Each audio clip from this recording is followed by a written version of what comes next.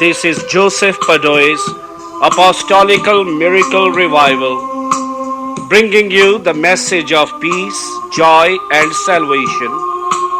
Jesus Christ the same yesterday, today, and forever. Father, I pray for all those who are listening to this cassette. Righteous Father, let your Holy Spirit come upon each and every one of them. Lord, I ask you that you will help them, save them, deliver them from sickness, disease, and Satan. Let them know the joy of your salvation.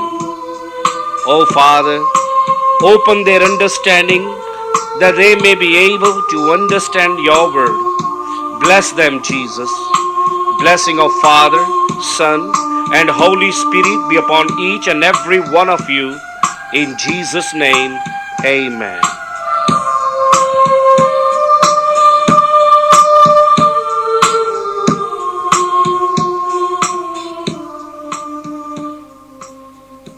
Judges chapter 2. The chapters that we are missing, you can read at home so you can get the full story. Now these are the chapters about different judges that ruled over Israel. Remember, the Jewish people had no king. God was their king. But the judges were placed by God. Some were chosen by people, and some were chosen by God. And these judges were supreme magistrates. And they administrated the laws of God. They made peace. They also made war. And these judges were placed there by God. It was God that told Moses to replace judges who would help Moses to deal with various cases. So we are going to read chapter 2 of the Judges, where God's angel comes from heaven and he speaks. And the angel of the Lord came up from Gilgal to Bochim, and said, I made you go up out of Egypt, have brought you unto the land which I swear unto your fathers. And I said, I will never break my covenant with thee. And the angel here that we read speaking to the people of Israel is not the created angel, but it is Jesus himself. Remember, no angel will say, look, I brought you from the land of Egypt, because it's not the angel that brought people from the land of Egypt, but it was the hand of Almighty God that brought them out of the land of Egypt. Now, the word angel many times means just spirit. And this spirit of the Lord, or the angel of Lord, is Jesus Christ. He says, look, I brought you out from the land of Egypt. No angel, the creative angel, will ever say that I brought you from the land of Egypt, because it wasn't the hand of angels that brought people out of Egypt. It was the hand of Jehovah, the God of Israel, that brought them out of Egypt. Verse 2, and you shall make no league with the inhabitant of this land. You shall throw down their altars, but you have not obeyed my voice. Why have you done this?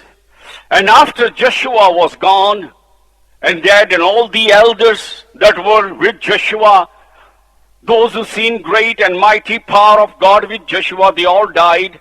And the next generation that comes, they are rebellious generation. They are soon turning their face away from the God of Israel. They began to worship the gods of the nations which were still living among them. And they believed in the gods of the Canaanites, and God of the Phoenicians, and the God of the nearby countries. And God was angry because they broke his covenant. They broke the agreement that God made with the Jewish race. And that's why the angel said, look, I brought you out of the land of Egypt. I told you not to mix with these people, make no dealing or league with these people, but you have not obeyed my voice. Verse 3, therefore also I said, I will not drive them out from among you, but they shall be as a thorns in your side, and their gods shall be snare unto you. The Jews did not drive out all the inhabitants of the Canaanites. Many people, they let them stay in the land of Canaan. And God says, even I will not drive them out because you didn't. I'm going to let them stay here and prove your obedience, that living among sinners, living among Canaanites, will you obey the Lord your God and only worship him? Or will you turn your back from the Lord God and worship the gods of the Canaanite? That these people and their gods will be a snare to you. Verse 4, and it came to pass, when the angel of the Lord spake these words unto all the children of Israel, that the people lifted up their voice and wept. The angel told them their sins, and their sins was great. They have directly sinned against the Lord their God. They have broken the covenant that was made between God and the people of Israel, that they will be his people, nobody else is his people, and he will be their God. That as long as Israel would be loyal to the Lord their God, as long as Israel will worship the Lord God, Israel will be safe. God will keep his covenant. He will protect them. He will not make them tail but the head of all the nations. But here they broke that agreement. They turned from the Lord God of Israel, began to worship the gods of Canaanites. And when the angel of the Lord, which is Christ, and remember Jesus came on this earth many, many times before he came or incarnated in the body of Jesus of Nazareth. Remember, Jesus said, Abraham saw me and he was glad. And we know when Jesus visited Abraham, when Abraham was sitting under the tree and he saw the three strangers coming to him. So Jesus been on this earth many, many times before he incarnated in the body of Jesus of Nazareth. And here their sins are shown. And they also knew that to sin directly against the Lord God and to anger the Lord God is foolishness. That the anger of God will not build them, but the anger of Lord will destroy them. The very God who has got power to build, he also got power to destroy. The God who has got power to prosper you, he also got power to take it away from you, everything. He's the supreme God, the only God, the true God. And here the sins were shown, and the people of Israel, they were ashamed for what they've done, knowing that their God been so good, their God been so gracious and merciful, that their God brought them from all that way from Egypt all the way to this land, and this land God gave it to them. They lived in houses that they didn't build. They ate from the vineyard which they never planted, but the Canaanites did. They ate the fruit of that land that they themselves never worked for. And with all that great blessings of God, they still sin against God and turn their backs from him. Now they lifted up their voices. They cried to God. They were sorry. They wanted God's anger to go away. They knew that the anger of God, that no man and no spirits can stand the anger of this God. We sometimes fear devil more than fearing God. The anger of Satan is nothing compared to the anger of this living God. But we are more afraid of devil's anger, what he's going to do, than to be afraid of God. And the Bible teaches us and God teaches us it is God that we must fear. We must not fear man, and we must not fear any angels. The only person we must fear is the living God. Even the angels that lived with God, the angels that walked with God, the angels that were thrown on this earth, even those angels are terrified at the anger of this God. Even Satan acknowledges that nobody can stand against the anger of this God of Israel. When Jesus came on this earth, people who were troubled and possessed, devil spoke through them, and the devil said, have you come to destroy us before the time? And the spirits were terrified. And they bowed before him because they knew his anger. They knew that this man that is standing before Satan and the people who are possessed has got power to destroy that angel. And Satan cries, have you come to torment us before judgment day? That's what he meant, before the time. And here we see the angels were terrified.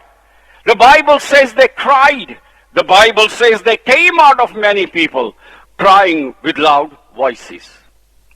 And many of these angels fell before his feet. Even the people were amazed. What kind of man is this, that even the spirits obey him? Because the devil knew God's anger. He knew that man is foolish, not afraid of God. Because when God is angry, nothing can stand. Not even angels can stand his anger. People of Israel knew the blessings of God, and they also knew the anger of God. They heard the stories from their fathers, that how God opened the earth and swallowed the company of Dathan that rebelled against Moses and God. They heard the stories that how God sent the fiery snakes to bite and to kill those who rebelled against God. They knew God's anger. Their fathers told them that this God is a terrible God. When he's angry, he's angry. And nothing can turn away his anger when once he's angry. And here, Jews knew that. And we read in verse 4 that Israel cries to God. Verse 4, it came to pass when the angel of the Lord spake these words unto all the children of Israel, people lifted up their voices and wept. They cried. They did not wanted this anger to come upon them. They did not wanted God to explode his anger. They knew his anger, and they cried and they prayed and they wept. The Bible says they wept. They wept before God so that God would turn his anger away. They were sorry for what they have done. They were sorry for their rebelliousness, because Israel inheriting the promised land in very first century of them inheriting this land, we see rebelliousness, we see people turning away from God, we see the oppression, we see the cries of the people, and we also see God delivering them. Verse 5, they called the name of the place Bochim, and they sacrificed there to the Lord. In that place they are crying. In that place Israel is weeping, and they call that place Bochim. That means weeping, or weeper, the place of weeping, where Israel wept, so God would turn his anger away from them. Verse 6, and when Joshua had let the people go, the children of Israel went every man to his inheritance to possess the land. The land was divided among the tribes of Israel. And going back to the Joshua now, Joshua is not alive at this time, but he's going back to Joshua. That Joshua, he made sure that the land of Israel were divided and given to each tribe as God said. And the people served the Lord all the days of Joshua, all the days of the elders that outlived Joshua, who had seen all the great works of the Lord that he did for Israel. You see, the elders are important. That's why God in the church places the elder. I'm not talking about myself. I'm just talking about the elders that God places in churches. Because without the elders, people say, oh, we can make to God. You are joking. Because God has placed elder to direct you, to instruct you, and to guide you. Here we read when those elders were dead and gone, Joshua was dead and gone. What happens to the people? They're going back completely again, because there is nobody to hold them to God. That's why in the churches, God places the pastors, he places the miracle workers, he places the apostles, he places the deacons, he places the bishop, so his people would be guided in God. And here we see when the elders are gone, Joshua is gone, the next generation forgets God, and they have now turned back away from this living God. You see how Satan attacks You will never see a man from another religion in vast majority leaving their religion and believing something else. You know why? Because when devil holds, he holds. If you are a Hindu, he'll hold you. He ain't going to become anything else. You'll be Hindu till the day you die, unless God wants to call you. If you are a Muslim, you're going to live Muslim and die a Muslim, because devil got that strong grip. But have you noticed about Christ? There's different about Christ. People come to Christ and they leave him. Not with any other gods. You know why? Because other gods hold them by force. He got you. Jesus doesn't. He's the only spirit. He doesn't hold you. He'll let you decide what you want to do. So that is why many times people, when devil comes, fall and they leave him. Have you noticed? They will leave Christ, but they won't leave any other gods. Look at Israel. How many times they left God and gone to other gods? They would rather run to them. When God preached, those gods are evil. Yet they will still run to those gods. Israel knew that none of those gods are as powerful as the God of Israel, because they fought with Amorites, they fought with Amalekites, they fought with Moabites, and all these nations had their gods, and they all came in the name of their gods to fight the Jews, yet they were all defeated. He showed them over and over again that the God of Israel is more powerful, yet the people would still go back to the other gods. And that's how it is, even in the church. The people will not cling to Christ. They will not cling to God's people. They'll run to others. Their heart will run to those who are in the world, or those who are sinners, but not to those who are in God. You will notice. Why? The souls are not right. That's what happened with Israel, because Israel was not right with the Lord, its God. Have you noticed or seen any other country like this coming and going with God? They're like yo-yo. 1 minute they are with God. When the leader dies, they go back to their other gods. Then the leader comes, they come back to God. When he dies, they go back to other gods. Have you seen any nation do that? None. They stay with their religion from birth all the way to the grave. And yet with Jesus, they come and they go, because he will not hold you by force. You got a choice. Whereas others will hold you tight. You are theirs and you're going to stay theirs. But this Jesus won't. He's given you a choice. So we see Israel like yo-yo. They turned to other gods and they forgot the gods that their father talked about. The stories they heard from their grandfathers who died and passed away. The stories they heard from their fathers. What God did with them on the way from Egypt. And what God did in the land of Canaan. How he defeated the great armies of the Canaanites. They've forgotten all that. And they ran to other gods. And here Christ has to come himself, because there was no other leader to do that, to bring them back. And are they going to stay with him? They saw the angels. The angel came and spoke. Are they going to stay with God? No. Listen to further chapter, they're back again. No other religion has done that except those who believe in this God. See, the devil will not let you stay with this God, because when you come to this God, he throws temptation on your way. But when you are with other gods, he ain't going to throw nothing.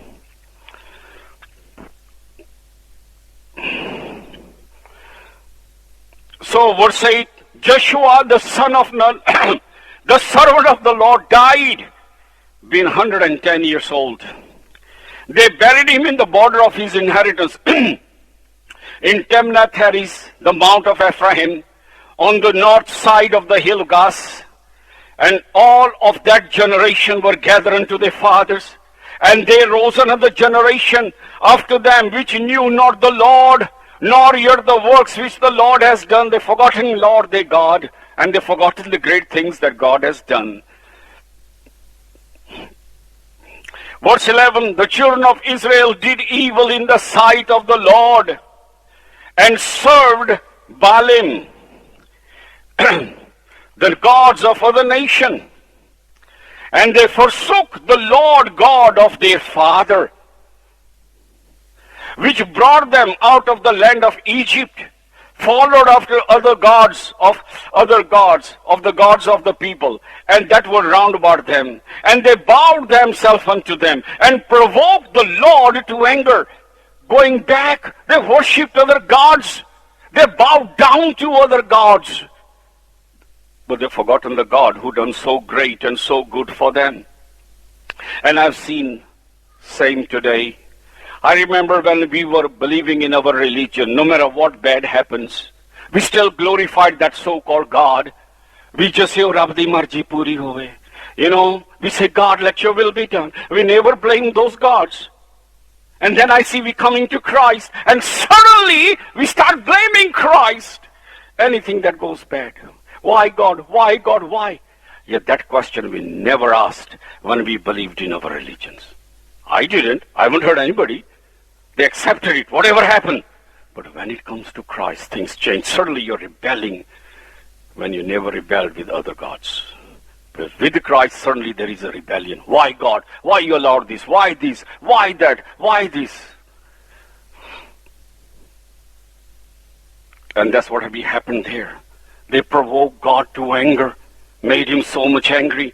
They forsook the Lord. Could you believe that? They all knew Lord. They heard the stories from their grandfathers. And here it says they forsook the Lord and served Baal and Ashtaroth. The word Baal means a Lord. And the Canaanites and Phoenicians, they believed in Baal or the Lord. And there were many lords.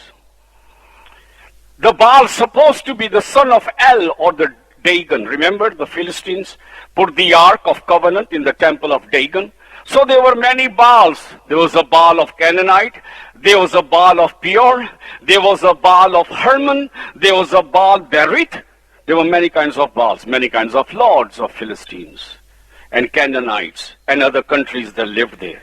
And the worship of Baal, we have known from the Bible, involved temple prostitution and also a child sacrifice in the worship of Baal. And as for Ashtaroth, she's a female deity or goddess. She was a wife of Baal. She's a goddess of war and fertility. And children of Israel worship them. And there you can see how much God was angry with them. Verse 14, the anger of the Lord was hot against Israel. He delivered them unto the hand of spoilers that spoiled them. He sold them into the hands of the enemies round about. So they could not any longer stand before the enemies. Whithersoever they went out, the hand of the Lord was against them for evil. And the Lord has said, as the Lord hath sworn unto them. And they were greatly distressed. And God let other countries rule over Israel. They were taken and driven to other parts of the countries. They were oppressed. They were used as slaves. The distress and troubles came upon them because they forsook the Lord their God. Nevertheless, verse 16, the Lord raised up judges, which delivered them out of the hand of those that spoiled them. And look at the kindness of God. Because of the promise he made to the fathers, Abraham, Isaac, and Jacob, though Israel has forsaken the Lord, worship Baal and Ashtaroth and the gods of the Canaanites, and yet the God completely does not forsake them. God still sent judges to deliver them from those who oppress them. 17, and yet they would not hearken to their judges, but they went whoring after other gods, bowed themselves unto them. They turned quickly out of the way which their fathers walked in, obeying the commandment of the Lord, but they did not so. And here it shows the sin of Israel, that how God been good, how the Israel been bad and evil to the Lord their God. They began to worship other gods, began to bow before other gods. And that angers God. He says, there is no God but me. And when you bow before other gods, you don't know how angry you make this God. And same thing is happening today. There are many, many people I've seen that claim to be Christians. And I've seen them going to Indian temples and actually putting a handkerchief on their head and actually bowing down. Do you know how angry you make this God? People are no better today.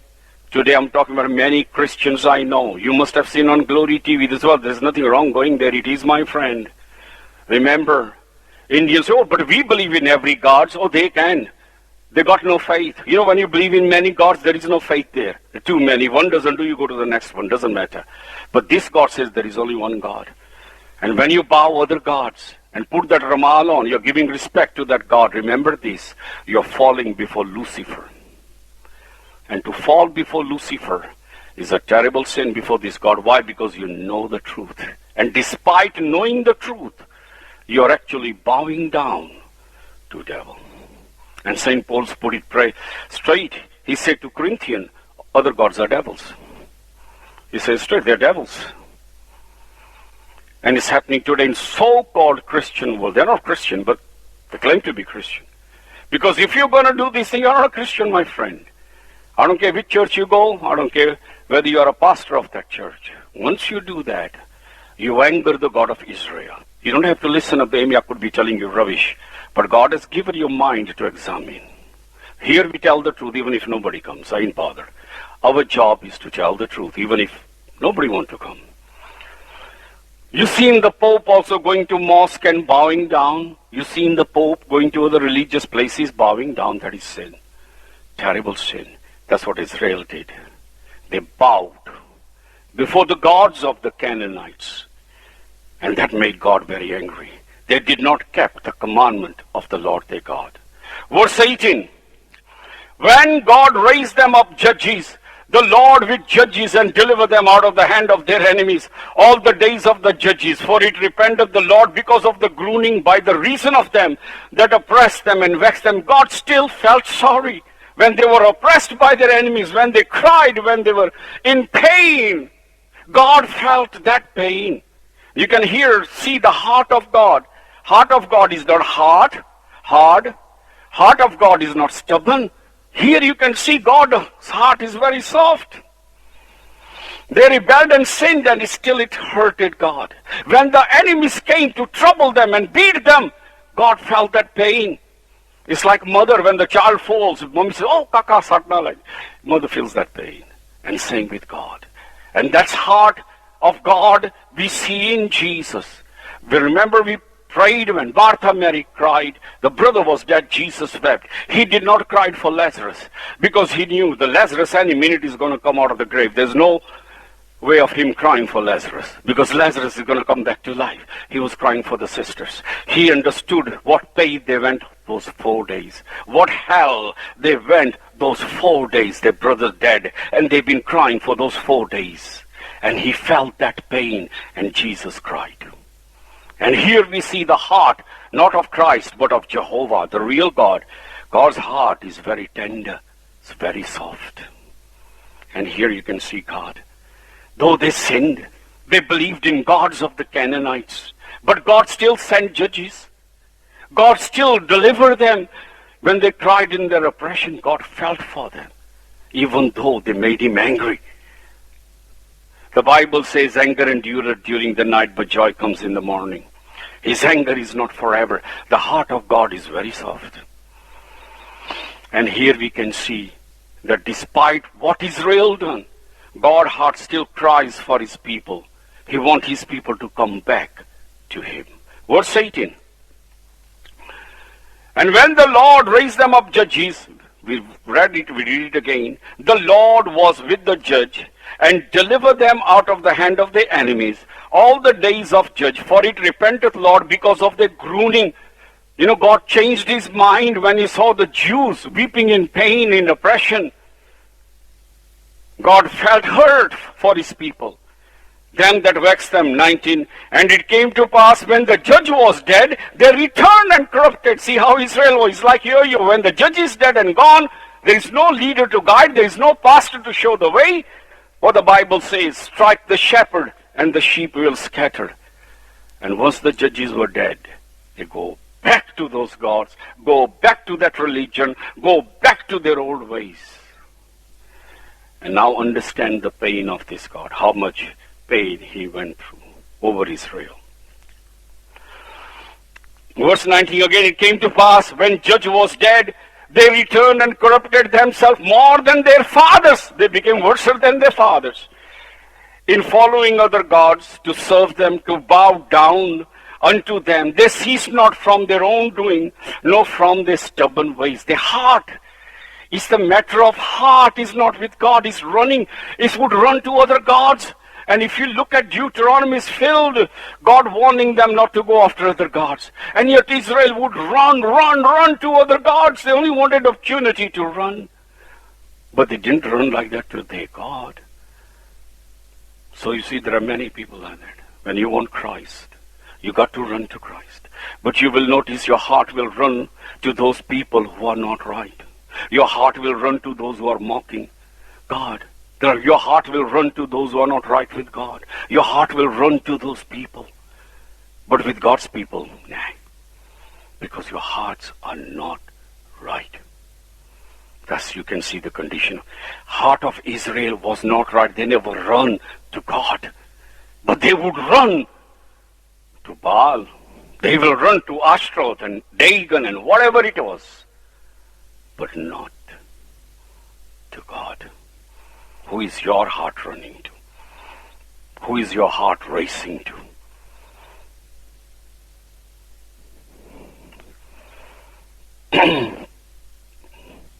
Oh yes, devil got a pull. Oh yes, he got a pull. He can pull you. I wish God could pull. God doesn't. He doesn't force. But devil, you feel this pull. Something is pulling you. Even to those people who are not right, your heart will be pulled. That's satanic. He's only pulling to destroy you. Spiritually with God. I wish there was this pull like that all the time with God. And this is what Israel did. The leader died, they went back. And they went back and worshipped these gods more worse than their fathers did. In other words, they're getting worse. They're getting worse. And they're getting worse. 20. The anger of the Lord was hot against Israel, and he said, because that this people had transgressed my covenant, which I commanded their fathers, have not hearkened unto my voice. I will not henceforth drive out from before them the nations which Joshua left when he died, that through them I may prove Israel, whether they will keep the way of the Lord to walk therein, as their fathers did keep it or not. Therefore the Lord left those nations without driving them out hastily, neither delivered he them into the hands of Joshua. So some tribes still living in the land of Canaan, neither Joshua driven them, neither God said, I'm going to drive them. You wanted them, they're going to be there. And if you want to believe me, I'm going to prove you. I'm going to prove you by these people living among you. Are you going to listen to them, or will you listen to me, God says? Will you worship their gods, or will you worship me, God said? I'll prove it through this nation. What are you going to do? And we are the same. We are living in sinful world. Who are you going to follow? Are you going to follow Christ or the other gods? Are you going to be with the people of God or with the people of the devil? Are you going to be in the world, or are you going to be with Jesus? And we are also living among Canaanites. We are living among the people that were in Israel. In other words, sinners. And God is also proving us, are we going to obey God? Or are we going to obey the people out there? Are we going to talk like God wants you to talk? Or are you going to talk the language of the Canaanites? Are you going to dress like God wants you to dress? Or are you going to dress the dresses of Canaanite? They're living here. And you are here for God to prove you. What are you going to do? Are you going to be like them? Or are you going to be the special people of God? The choice is mine. Choice is yours. He's not forcing me. He's not forcing you. But you got to decide. Whose people do you want to be? Are you going to be Canaanites or the follower of Yahweh God? The decision is yours. Amen. Our Father, who is in heaven, Holy be your name, your kingdom come, your will be done, in earth as it is in heaven.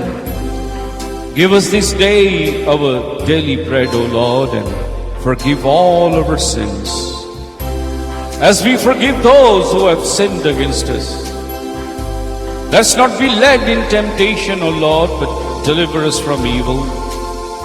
For yours is the kingdom, the power, and glory, through Jesus our Lord. May the blessing of Jehovah, His Son Jesus Christ, the power of the Holy Spirit be on you.